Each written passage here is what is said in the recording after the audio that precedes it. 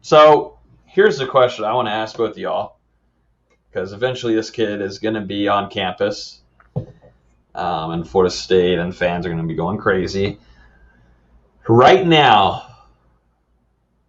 do you play him at wide receiver or DB? And if you could only pick one, he's probably, in my opinion, he's going to play both at some point. Which depends on how the staff is going to work with them, what they feel best. But right now, it's tough, like looking at this picture, of course. But right now, where do you put Travis Hunter? I would put him at receiver just because there's less talent in that room right now, especially less proven talent. Like at least with the DBs, you've got Travis J, Jamie Robinson, so on and so forth. You've got a long list of guys that are wide receiver, waiting for someone to step up. If he was coming in this year, I'd put him in a receiver. When he comes in a couple years, who knows? I think he's gonna have a Hall of Fame career as a corner, like Nate says. But if he was coming in this season, I'd put him at receiver. Okay. It's a good point. It's a tough question, D-Lou.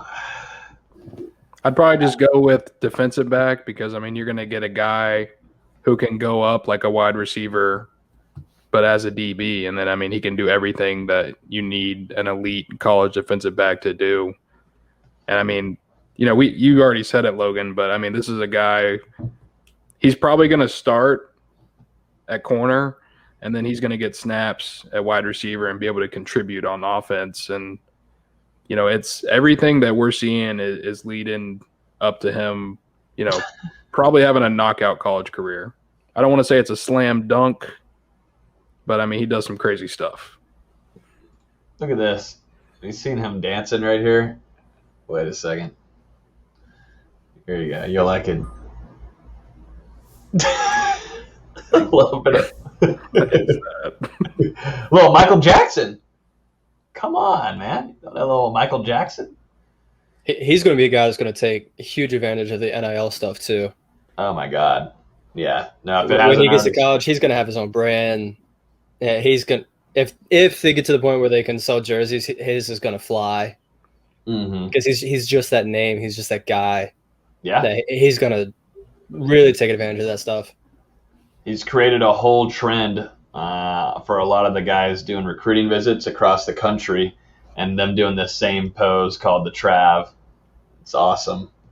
It's just a generational talent. I'm like looking back, you look back at Derwin James, you look at it a little bit with Jalen Ramsey.